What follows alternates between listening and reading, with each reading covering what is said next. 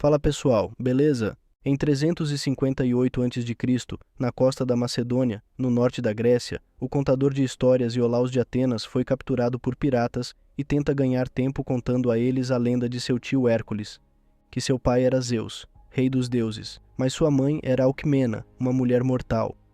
A rainha de Zeus, Hera, viu o bastardo que eles tiveram juntos como um insulto e tentou matá-lo, mas Hércules herdou a força de seu pai e era quase imbatível. Quando atingiu a idade adulta, os deuses o comandaram a realizar os 12 trabalhos, e se ele conseguisse completar todos e sobreviver, Hera o deixaria viver em paz.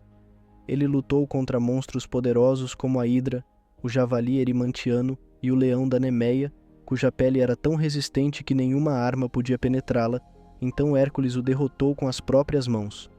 Os piratas não se impressionam com a história de Iolaus, não acreditando em uma palavra do que ele diz. Mas nesse momento, Hércules chega para resgatá-lo, usando a pele do leão na cabeça. Os piratas não se assustam porque são 40, mas os números são inúteis. Hércules consegue lutar contra vários homens ao mesmo tempo, e além disso, ele não está sozinho. Sua equipe veio com ele, a alvidente Anfiaral de Argos, o ladrão autólico de Esparta, o guerreiro selvagem Tideu de Tebas e a arqueira amazona Atalanta da Sítia. Juntos, esse grupo de mercenários derrota facilmente os piratas e resgata Iolaus. Depois de contar as cabeças pelas quais serão pagos, Autólico diz a Iolaus que ele deve exagerar mais na história de Hércules para que as pessoas acreditem, enquanto Anfiaral recebe uma visão das chamas. Elas dizem que um leão e um corvo formarão uma estranha aliança e lutarão sobre um mar de corpos. Algum tempo depois, o grupo vai a uma taverna para comemorar a vitória. Hércules diz a Autólico que quer partir para terras além dos mares, para finalmente encontrar paz, levando Tideu com ele, pois é o único que pode controlar sua raiva. De repente, a taverna fica em silêncio quando um grupo de soldados entra, trazendo com eles a princesa Ergênia da Trácia, que pede a Hércules e sua equipe que se juntem a ela no palácio para ouvir a proposta de seu pai, prometendo um pagamento generoso em ouro. Iolaus percebe que os escudos dos guardas têm um corvo, e como o símbolo de Hércules é um leão, isso coincidiria com a profecia de Anfiaral. Quando chegam ao palácio, Hércules não pode deixar de notar um grande grupo de refugiados atrás das muralhas. Eles são recebidos pelo general Cítacles, líder do exército Trácios, que não parece muito contente com a presença de Hércules, e por Ário, filho de Ergênia, que é um grande fã de Hércules e conhece todas as suas histórias. Ao subirem as escadas, Hércules se lembra de um incidente de 3 anos atrás, quando matou uma hidra, que na verdade era um grupo de homens usando capacetes parecidos com lagartos, para o rei Euristeu de Atenas, que o declarou herói diante de uma enorme multidão que gritava seu nome. A memória de repente se torna amarga quando flashes de imagens de sua esposa e filhos sendo assassinados aparecem, e Hércules tenta ao máximo ignorá-la e se concentrar no presente. O grupo se encontra com Lord Cotys, rei da Trácia, que provoca Anfiaral por não conseguir ver muito do futuro, exceto sua própria morte, e julga as habilidades de Atalanta por causa de seu gênero, mas ela rapidamente prova que ele está errado ao atirar nos capacetes das mãos dos guardas. Ele os convida para jantar e explica seus problemas. O país está no meio de uma guerra civil com um senhor da guerra sanguinário chamado Reso, que acredita-se ter um exército de centauros. Cotys mostra a Hércules todos os refugiados que chegam todos os dias depois que Reso queima suas aldeias, e comenta que perdeu a maior parte de seus soldados e que seu atual exército é formado por camponeses. Entre ele e sua filha, eles fazem um discurso para Hércules sobre trazer paz ao país, o que o ajuda a aceitar o trabalho. No dia seguinte, Hércules e sua equipe começam a treinar os camponeses transformados em soldados, começando por testar a parede de escudos, que não se sustenta bem. Algumas horas depois, Hércules se encontra novamente com Cotys, que tem informações sobre Reso graças a um de seus batedores, Fíneas. O tirano atacará a tribo Bessi no centro da Trácia dentro de 6 dias, e Cotys quer aproveitar a chance para marchar e detê-lo antes que ele avance mais. Hércules desaprova a ideia, apontando que o exército precisa de mais tempo para treinar, mas Cotys não ouve e diz para ele se preparar, pois marcharão no dia seguinte. Mais tarde à noite, depois de ajudar Atalanta a se livrar da atenção indesejada de Cítacles, Hércules percebe Ário andando furtivamente para ver Tideu, que está dormindo acorrentado a uma biga, quase se machucando ao se aproximar. Hércules tira o garoto de lá e explica que Tideu nasceu na guerra e que, quando o encontrou, ele era mais animal do que humano. Ele viu algo que o traumatizou profundamente, de modo que agora ele nunca fala e revive seu trauma todas as noites. Mas Hércules ainda o considera seu guerreiro mais leal. Depois, ele leva Ário de volta a Ergênia, que está trabalhando no hospital. Depois de perder tantos médicos, ela aprendeu a arte da cura para poder ajudar de alguma forma. Antes de partir, Hércules presenteia Ário com o dente do leão da Nemeia, insinuando que deveria ter sido um presente para seus próprios filhos. No dia seguinte, o exército se prepara para marchar, e Hércules encontra Iolaus escondido entre os soldados, com a intenção de lutar também. Ele o lembra de que é um contador de histórias, não um guerreiro, antes de enviá-lo para a biga com Cotes, e juntos partem para Bessi. No entanto, quando chegam à aldeia, descobrem que já é tarde demais. Rezo já esteve lá e destruiu tudo, e o mar de corpos coincide com a visão de Anfiaral. Algo está estranho, porém. Enquanto alguns dos corpos claramente estão apodrecendo há dias, outros no chão ainda estão frescos. Esses corpos são os que de repente acordam e os atacam, porque tudo isso foi uma armadilha desde o início. Pensando que a tribo Bessi está sob o controle de Jesus, Hércules ordena que um muro de escudos se forme em torno de Cotes enquanto ele e sua equipe lutam. O líder da tribo quer desafiá-lo diretamente. Então, para criar uma ilusão que Iolaus possa aproveitar com sua narração, Hércules suavemente quebra a ponta de uma das flechas de Atalanta. Quando o líder da tribo se aproxima, ele o golpeia na testa com a flecha quebrada, fazendo parecer que o matou com um simples soco, o que inspira profundamente o exército, fazendo-os acreditar que os deuses estão ao lado deles. Então, a verdadeira batalha começa. A equipe de Hércules mata o maior número possível de guerreiros da tribo, mas há muitos deles, e logo a muralha de escudos é rompida. Eles elaboram um plano simples. Hércules e Anfiaraus pegam suas carruagens e começam a conduzi-las em círculos ao redor da muralha de escudos, empurrando e matando os inimigos no caminho. Os soldados restantes aproveitam essa oportunidade para atacar, mas os guerreiros da tribo reconhecem a derrota quando a veem e fogem. Jesus não está à vista, embora uma figura de forma estranha possa ser vista observando de longe. Hércules diz a Cotes que perder metade de seu exército é tanto culpa dele quanto de Jesus, pois ele já havia avisado que os camponeses não estavam prontos para lutar. Cotis aceita dar mais tempo para o treinamento. Momentos depois, a princesa Ergênia chega com os curandeiros e é levada para a tenda privada de Hércules, para que ninguém veja que ele está sangrando como um mero mortal, resultado de um ferimento da batalha. Após ela sair, Hércules sonha com uma antiga memória. Ele vê os corpos de sua esposa e filhos. Um cão de 3 cabeças, Cérbero, está comendo os corpos, e Hércules se prepara para lutar, mas Tideu aparece e o traz de volta à realidade, fazendo-o perceber que estava imaginando coisas. Na manhã seguinte, Anfiaraus imediatamente sabe o que aconteceu, pois não é a primeira vez, e aconselha Hércules a terminar seu último trabalho e enfrentar a besta para encontrar paz. Mas Hércules acredita que está apenas enlouquecendo. Enquanto os dois homens conversam, a princesa Ergenia se aproxima do resto da equipe para descobrir a verdade por trás dos rumores. Eles explicam que ninguém sabe o que realmente aconteceu. Um dia, encontraram Hércules sozinho, cercado pelos corpos de sua família, mas ele não lembra de nada. Em cada uma de suas aventuras, ele encontrava um membro da equipe e mostrava compaixão, ganhando sua lealdade. Ele era tão bom no que fazia que ninguém conseguia acreditar que ele era mortal, e a equipe decidiu jogar junto com as histórias para conseguir trabalhos. Eles acreditam que o que aconteceu com ele provavelmente foi a fúria sanguinária, uma aflição comum que obscurece a mente dos guerreiros. Desde então, Hércules e sua equipe colocaram o exército de Cotes sob uma rotina de treinamento muito rigorosa. Eles recebem armaduras e armas que imitam as de Hércules e são ensinados nas artes da lança, arco e flecha, espada, combate corpo a corpo e finalmente conseguem formar uma muralha de escudos que nem Taideus consegue quebrar. Enquanto isso, Iolaus treina em segredo, observando de um esconderijo. Um dia, Fíneas retorna com novas informações. Jesus está perto do Monte Ásticos com um exército de centauros, e Hércules quer enfrentá-lo lá antes que ele avance mais em seu território.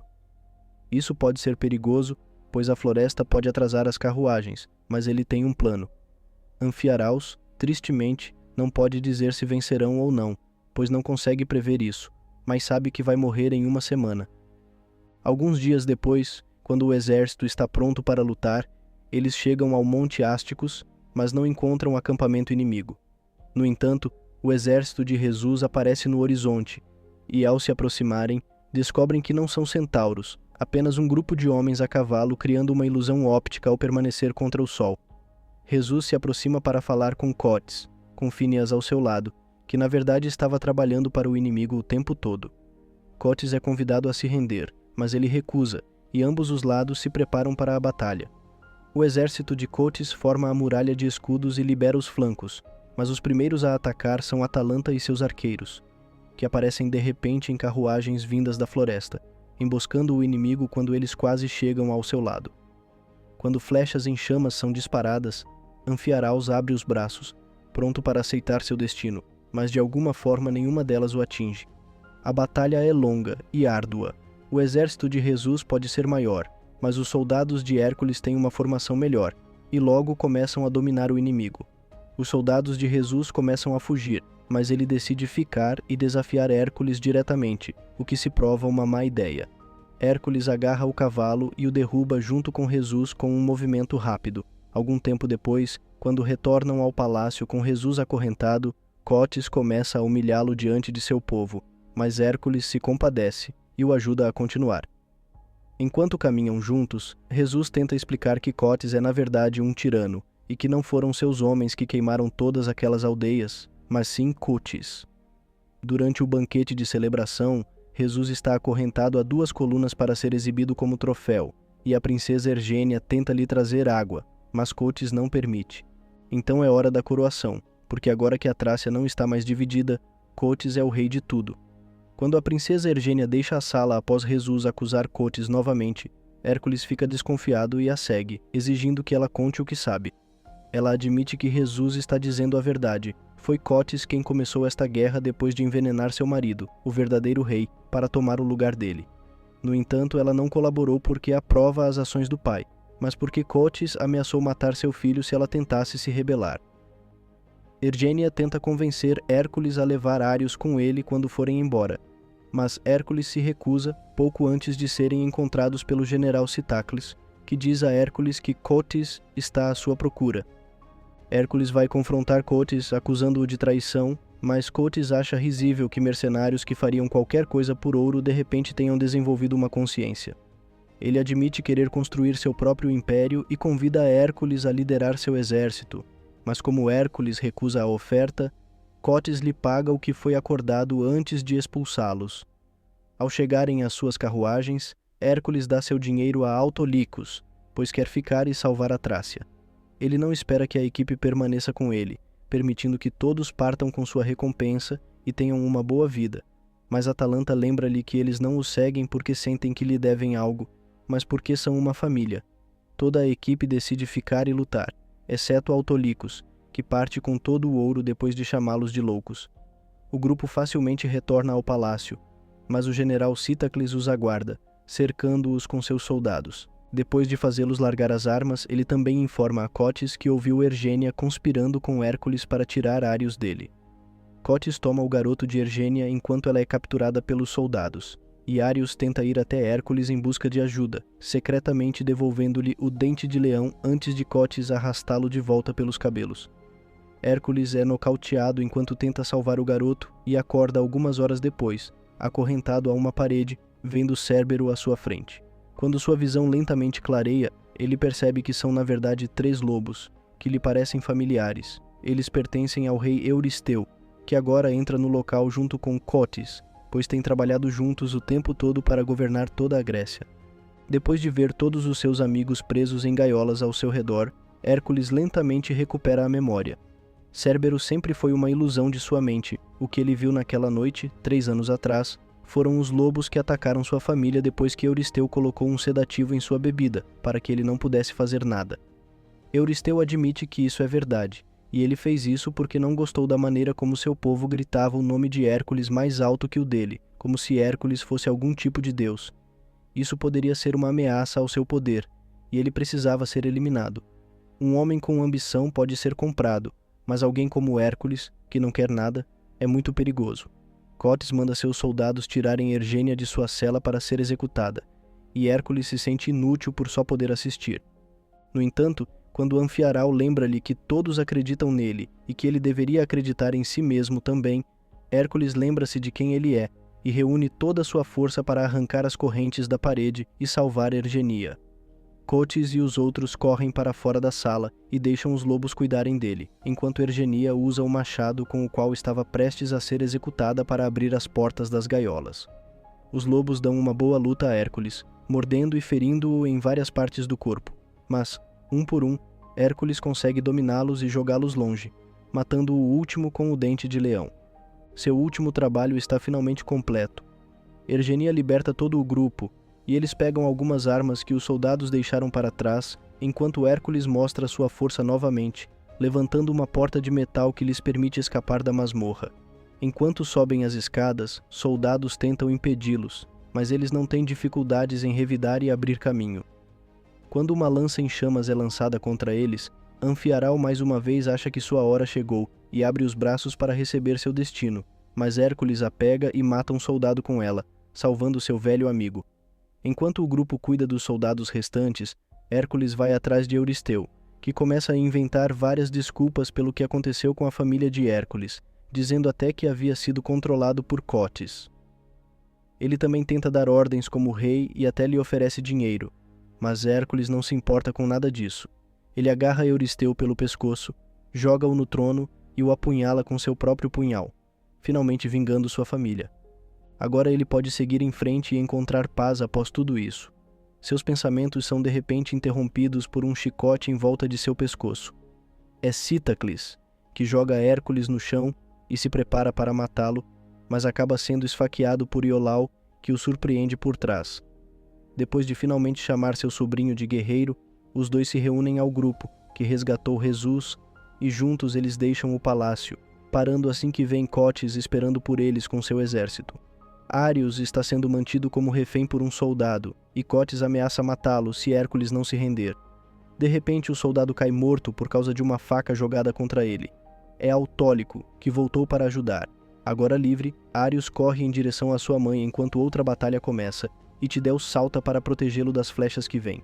Ários junta-se com segurança a eles, e Tideu consegue matar a maioria dos arqueiros, mas também é atingido por várias flechas em troca. Enquanto os outros derrubam os braseiros para criar uma parede de fogo entre eles e o exército de Cotes, Hércules pega Tideu e o vê morrer depois de pronunciar a única palavra que já falou em sua vida: o nome de Hércules. O exército de Cotes começa a avançar depois que a maior parte das chamas se apaga, e Hércules vê apenas uma maneira de detê-lo. Usando sua força extraordinária mais uma vez, ele empurra uma estátua gigante de Hera de sua base, que se quebra em centenas de pedaços que esmagam muitos soldados e empurram Cotes para o abismo.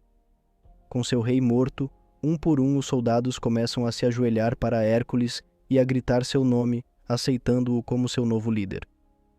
Finalizando assim nosso recap de hoje, pessoal, curtam, comentem e se inscrevam e até o próximo vídeo.